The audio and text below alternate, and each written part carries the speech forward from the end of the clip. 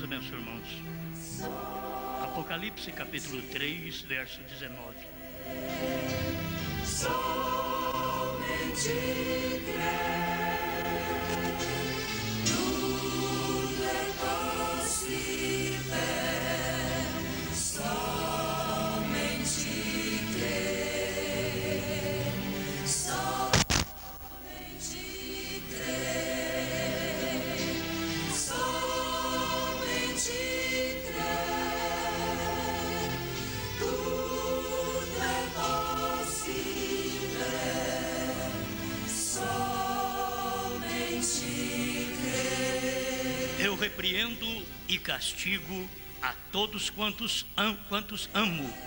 Sê, pois, zeloso e arrepende-te. Apocalipse 3, verso 19. Bondoso Pai, nós precisamos desse alimento de vida. Só o Senhor pode nos dar. Queremos sua correção, sua repreensão, porque somos filhos. E o filho é corrigido. E o Senhor quer filhos segundo o seu caráter. Como nenhum pai gosta de ter filho com um caráter pervertido, desde que o pai tenha um bom caráter, quanto mais o Senhor, que é perfeito, puro, santo, quer ter filhos segundo o seu caráter. Fale conosco e nos alimente com esta palavra, em nome do Senhor Jesus. Amém, Senhor. Amém. Pode sentar, irmãos. Nada temer, nada temer, tudo é possível. Nada temer. Nós temos visto estes estágios do anticristo. Nós temos visto também os estágios da lagarta. E eu queria comentar mais um pouco sobre isto. É muito bom para a nossa meditação nessa reunião. Sendo nós filhos, nós somos repreendidos conforme diz a Bíblia. Hebreus 12, verso 6. Deus nos trata como filhos. E é por isso que Ele nos repreende. É por isso que Ele nos corrige. Todos nós devemos ser agradecidos a Deus por isso, por poder sofrer uma correção. A disciplina faz bem a todo filho. E o profeta de Deus diz que Deus disciplina seus filhos, e esta disciplina para os seus súditos começa na mente, ou está na mente. Quando você é corrigido na mente, então todas as demais coisas vão dar certo, porque ali é o lugar de disciplina. Você é disciplinado, corrigido, aquilo já desce em forma de correção perfeita para a alma. Por isso começa na mente. E aqui vemos dentro desse versículo o amor de Deus. Em amor ele desejava uma família. É Laodiceia 133. Em amor Deus desejava uma família de filhos, filhos que se parecessem a si mesmo. Eis perante ele todo o gênero humano como uma massa de barro. Fora dessa mesma massa, ele fará agora vasos para honra e para desonra. A escolha será a sua própria escolha. Isto é a escolha de Deus. É a escolha dele. Não é questão de eu querer escolher Deus. O homem não escolhe a Deus. Todo homem escolhe pecado. Se Adão escolheu, eu escolho, você escolhe, qualquer um escolhe. Quem nos escolhe é Deus. Então a sua escolha é própria, é Ele quem escolhe. Então, aqueles escolhidos, nascidos de seu espírito, então, treinados para serem conforme sua imagem em seu modo de viver.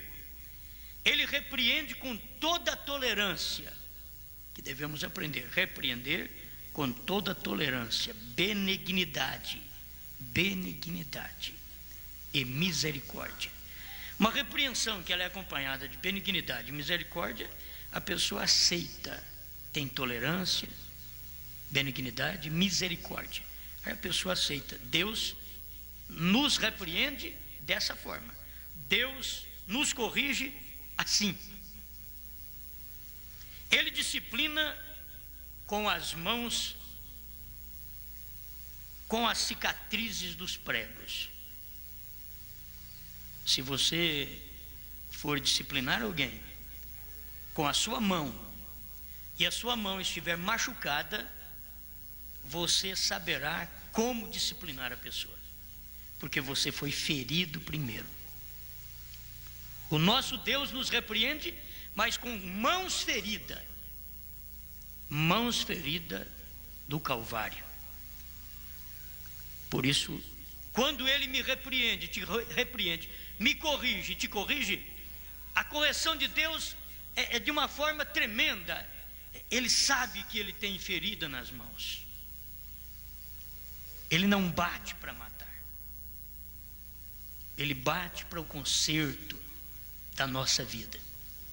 E muitas vezes nós temos que passar por esses momentos que nós não gostamos, mas aprove Deus corrigir-nos como filhos que somos dele, e ele tratar-nos de açoitar com mãos feridas, mãos com cicatrizes de pregos. Algumas vezes este oleiro deve tomar o vaso que está fazendo e quebrá-lo. Parece que em Jeremias fala sobre isto, o vaso do oleiro. Jeremias lá na casa do oleiro, vendo a construção do vaso, e daqui a pouco o oleiro vai fazendo o vaso, ele desmancha tudo, faz de novo. A maneira do oleiro trabalhar. E o oleiro deve tomar o vaso que está fazendo e quebrá-lo completamente, a fim de que ele possa reconstruí-lo exatamente como ele deseja. Já viu quando tem muita coisa nossa? Você sabe que é mais fácil fazer tudo novo do que reformar? Uma reforma é triste. Uma reforma, você derruba um reboco aqui, um reboque, como você quer. Aqui, derruba aquele reboque. Daqui a pouco, você faz aquele remendo, você vai olhar de lado, aquele remendo está ali, defeituoso. Aí derrubar tudo esse reboco e rebocar tudo de novo, aí fica bonitinha a parede, fica bonito. Tem hora que Deus tem que pegar nós, com tanta coisa nossa, Deus fala, eu não vou te remendar não, você vai ficar muito feio, de todo jeito você fica defeituoso, e eu não consigo ficar trabalhando com gente defeituosa e fazendo remendo. Eu não sou Deus de remendo, eu quero que você nasça de novo, tem que nascer do meu espírito.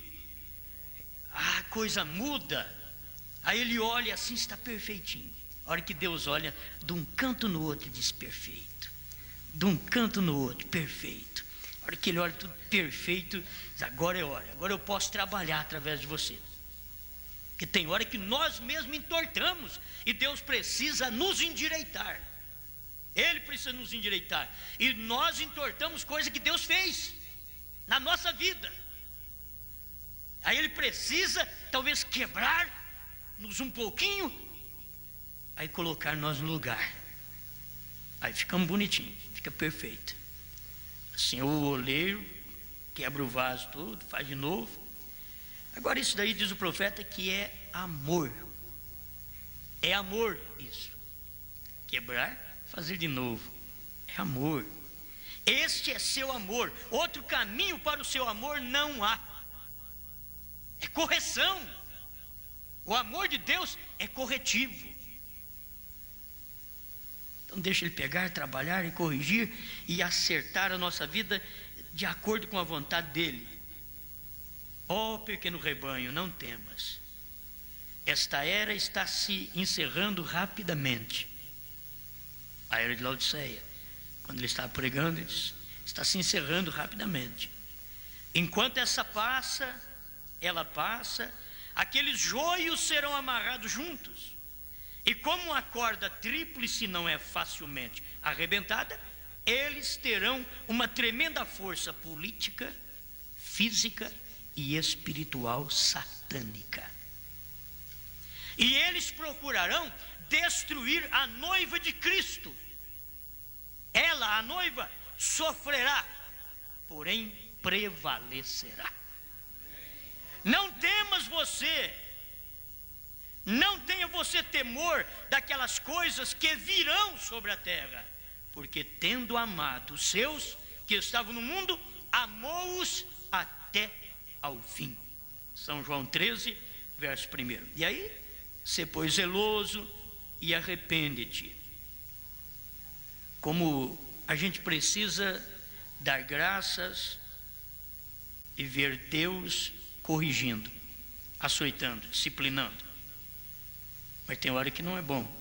Nenhuma correção no presente parece ser boa, diz São Paulo.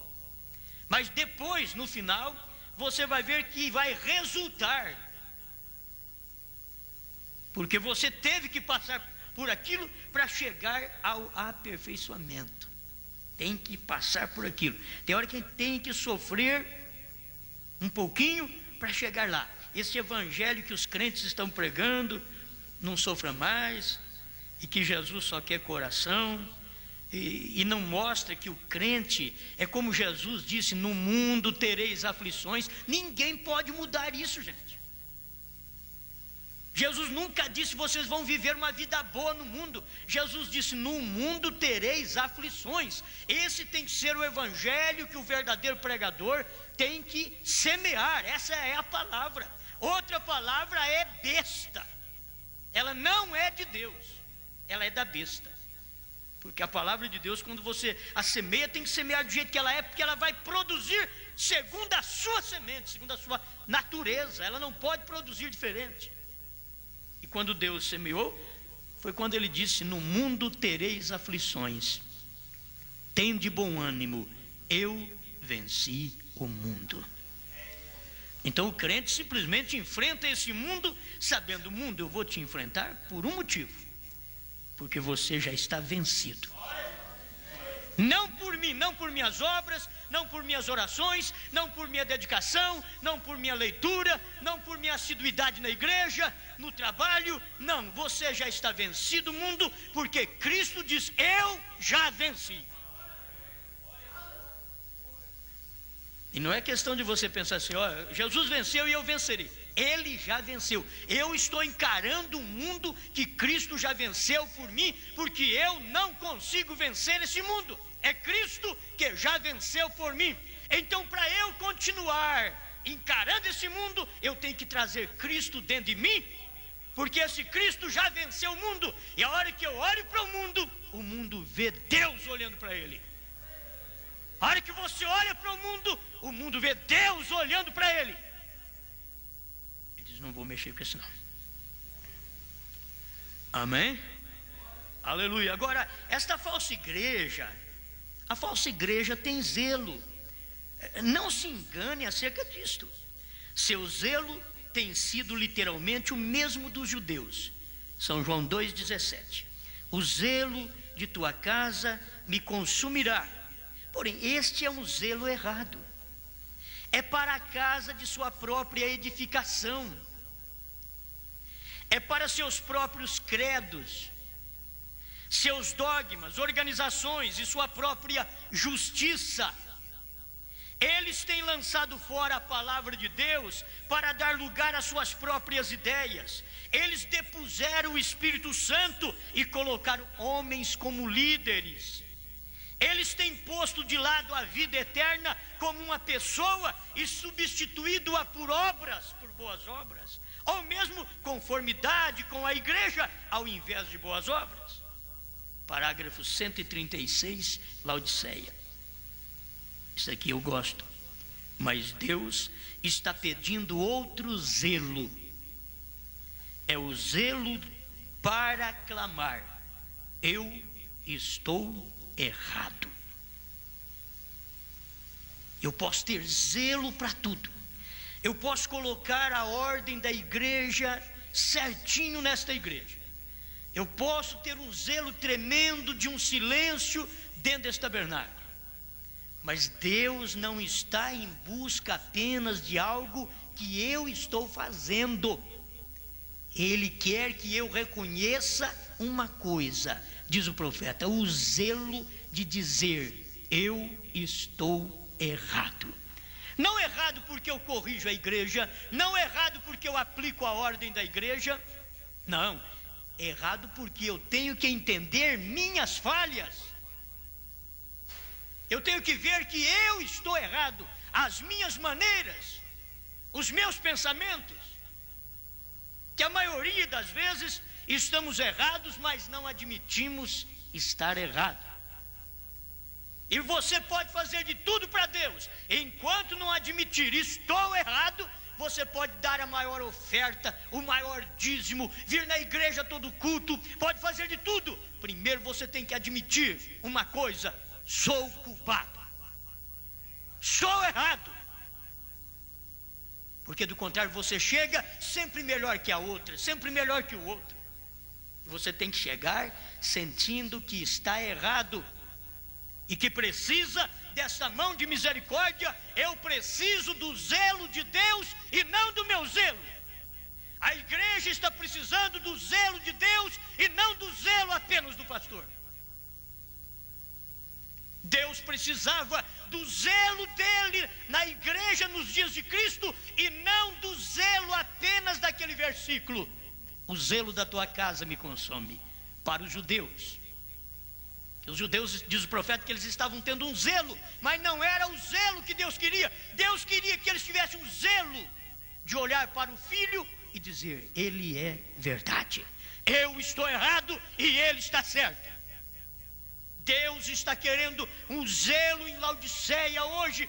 É de Laodiceia reconhecer: eu, Laodiceia, com Santíssima Trindade, eu, Laodiceia, com doutrina de que Deus só quer coração, eu, Laodiceia, com doutrina de batismo trinitário, eu, Laodiceia, sem ordem, sem nada, estou errada.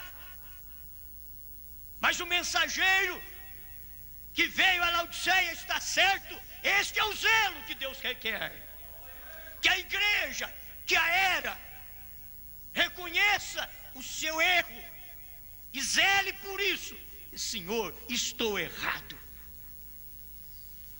Deus está pedindo outro zelo, é o zelo para clamar: eu estou errado. Ora, quem é que vai dizer que está errado? Sobre o que estão baseadas todas estas denominações? Sobre a pretensão de que elas são certas. Que elas são certas. Ora, todas elas não podem ser certas. De fato, nenhuma delas é certa, diz o Elias. Elas são sepulcros brancos, cheios de ossos de homens mortos. Elas não têm vida, elas não têm vindicação. Deus nunca se fez conhecido a qualquer organização. Elas dizem que estão certas, porque são elas que estão dizendo. Mas dizer não significa fazer-se tal. Apocalipse 3, Laodiceia diz: rico sou e estou enriquecido e de nada tenho falta. Isso não quer dizer que por ela dizer que é rica, que ela é rica de Deus. Ela é rica, mas é rica de bens naturais. Ela é rica, mas ela é rica de homem seminarista. Ela é rica, mas de trinitarianismo. Ela não é rica da palavra. E aí Deus prossegue dizendo: e não sabes que és pobre, cega e nua. Apocalipse 3:14 em diante. Leia para você ver. Elas necessitam do assim diz o Senhor, e elas não o têm. O assim diz o Senhor é um profeta. É onde que Laodiceia tem o assim diz o Senhor. Para ter o assim diz o Senhor, você tem que ter primeiro a palavra. A palavra manifesta no mensageiro, ele tem o assim diz o Senhor.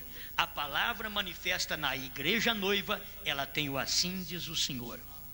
A palavra manifesta no crente, ele tem o assim diz o Senhor. É a palavra em mim, é a palavra em você. Amém? Mas deixa eu pensar um pouquinho aqui. Eu não creio que Deus esteja clamando somente a falsa igreja, ou chamando somente a falsa igreja ao arrependimento. O profeta é claro nisso. Ele diz: eu não creio que Deus esteja chamando somente a falsa igreja ao arrependimento. Neste versículo, ele está falando aos seus eleitos. Eles também têm alguma coisa das quais necessitam se arrepender. Seus eleitos. Muitos de seus filhos ainda estão nas falsas igrejas.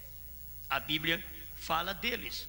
Pelo que diz: desperta tu que dormes e levanta dentre os mortos, e Cristo te esclarecerá. Efésios 5, verso 14. Filhos estão adormecidos, e estar adormecidos não significa estar mortos. Quem está adormecido em Laodiceia ainda pode ouvir a voz que clama dentro de Laodiceia para sair dela. Sai dela, povo meu. A voz é do 7º anjo de Apocalipse 10:7, que clama conforme está em Apocalipse 18:4. Sai dela, povo meu, para que não te incorras em suas pragas e em seus flagelos. Eles estão deslocados ali nas denominações mortas, muitos eleitos. Eles estão flutuando com elas. Deus clama: despertai-vos, arrependei-vos de vossa insensatez, vossa loucura. Aqui eles estão emprestando sua influência, dando seu tempo e seu dinheiro, realmente suas próprias vidas, a estas organizações do anticristo. Eu ouvi um pregador na televisão, e eu ouvi ele mais ou menos de 20 a 30 minutos. Foi 20 a 30 minutos que eu ouvi, depois eu desliguei, não dei conta mais. Não dou conta de escutar mais. É pedindo dinheiro, é dando envelope, é orando para quem pega envelope, para quem dá dinheiro, para quem sustenta o trabalho de Deus, é falando em prosperidade. Só estas coisas naturais. Isso adoece qualquer filho de Deus. Isso adoece. Por isso o coração de Deus está triste. Por isso em Laodiceia ele diz: vomitar-te-ei da minha boca. Deus não tolera essas igrejas. Eu não sei como o crente aguenta isso. Eu não sei como um membro de igreja aguenta ficar dentro de uma igreja, escutar todo culto, envelope dinheiro, envelope prosperidade, envelope isso e aquilo, e Deus te dá isso e Deus te dá aquilo, só mostrando flores para o povo, porque eles precisam das flores do povo. Eles precisam mostrar espinho para o povo. Mas eles precisam das flores do povo. Como mostrar espinho? Se eles mostrarem espinho, eles não recebem flores. Não há envelope cheio de oferta. Não há como ajudar os seus grandes eventos, seus grandes trabalhos. Bom, não somos contra. O crente ajuda, ele dizima, ele oferta. É o que a Bíblia diz. Dízimos, ofertas e coletas. É o que a Bíblia diz. Alçadas é especial à vontade das pessoas. Isso é bíblico. Mas meu Deus do céu, como que hoje a coisa está assim, do jeito que o profeta diz? Aqui eles estão emprestando sua influência. Quer dizer, esses membros que rejeitam a mensagem do profeta do dia, eles estão emprestando suas influências a estas igrejas, dando seu tempo, seu dinheiro, realmente suas próprias vidas a estas organizações do anticristo. E todo este tempo pensando que estão certos. Eles necessitam de arrepender-se. Se João Wesley clamou a Deus, dizendo: eu preciso de perdão, preciso do arrependimento, eu preciso da sua misericórdia, quanto mais cada um de nós precisamos. O homem vivia uma vida de santidade. Mas quanto mais você vive em santidade, mais santidade você quer ter. Mas quando começa a viver em imundícia, mais imundícia quer ter. Porque um fundo clama outro fundo. O fundo da imundícia chama a imundícia, e o fundo de santidade chama a santidade. O fundo de oração chama a oração. O fundo de leitura da Bíblia, de assiduidade nos trabalhos de Deus, chama mais estudo da Bíblia e assiduidade nos trabalhos. Mas o desleixo faz você separar-se mais. E é um fundo clamando: pare de orar. É um fundo clamando porque já não ora, então tem que ter um fundo dizendo: para que oração? Já não estuda, tem um fundo dizendo: para que estudar mais? Bíblia Sagrada. Por isso Laodiceia diz que é rica, ela não precisa de mais nada, e ela não sabe que é nua e infeliz, miserável, diz a Bíblia, Apocalipse 3, verso 17 em diante. Eles devem se arrepender, eles carecem de uma mudança de mente e voltar para a verdade. A verdade é a palavra. Enquanto eles não podem voltar para o batismo em nome de Jesus Cristo, conforme Atos 2, 38, Atos 8, 14 a 16, Atos 10, 47, 48, Atos 19, de 1 a 5, Atos 22, 16, são tudo batismo em nome do Senhor Jesus Cristo. Onde estão os eleitos que me ouvem nesse momento, que não pode dar ouvido a esta voz e está emprestando seu corpo a denominações do anticristo? Seu corpo, seu talento, seu trabalho, sua força, suas orações ao trabalho do anticristo, quando eles deveriam ver que precisa obedecer a palavra. Mateus 17, 11 precisa ser revisado por cada crente, e ele revisar aquilo uma e outra vez, ler uma e outra vez, e ver o sentido da palavra. Eis que eu vos envio, profeta Elias. Revisar Malaquias 4, 5. Eis que eu vos envio, o profeta Elias, antes que venha o dia grande e terrível do Senhor. Mateus 17, 11. Revisar, ler, revisar outra vez. Elias virá primeiro.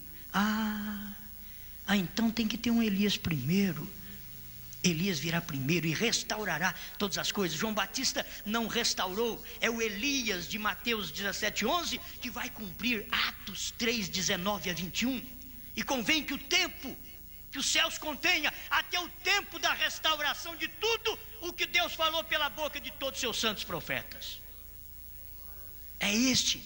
Se revisasse as escrituras e cumprisse essas escrituras. Mas você que é um eleito que me ouve, dentro de um sepulcro branco desse daí, você vai ainda reconhecer e sair, porque você não está morto, você está dormindo. E eu estou dando um aviso para você: desperta, tu que dormes. Esta mensagem é um chacoalhão.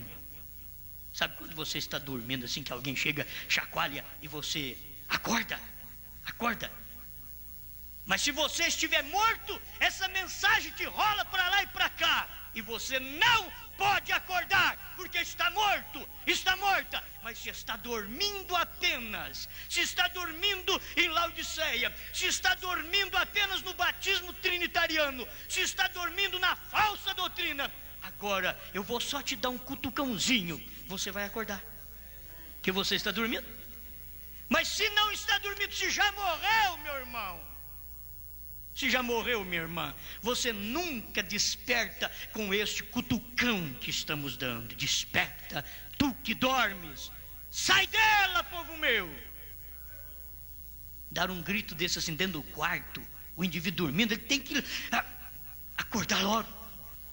Mas se você estiver no necrotério e dizer: sai dela, povo meu, o defunto fica do mesmo jeito. O defunto fica do mesmo jeito. Ele não acorda, porque está morto. Mas se estiver só dormindo, você pode acordá-lo ainda, pode despertá-lo.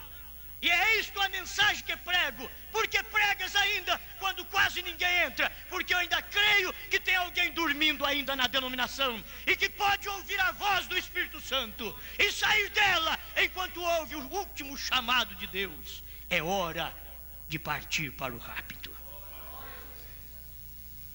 Sim, esta é a era que mais necessita de se arrepender. Porém, ela o fará? Ela trará de volta a palavra? Ela entronizará novamente o Espírito Santo na vida dos homens? Ela reverenciará Cristo novamente como o único Salvador?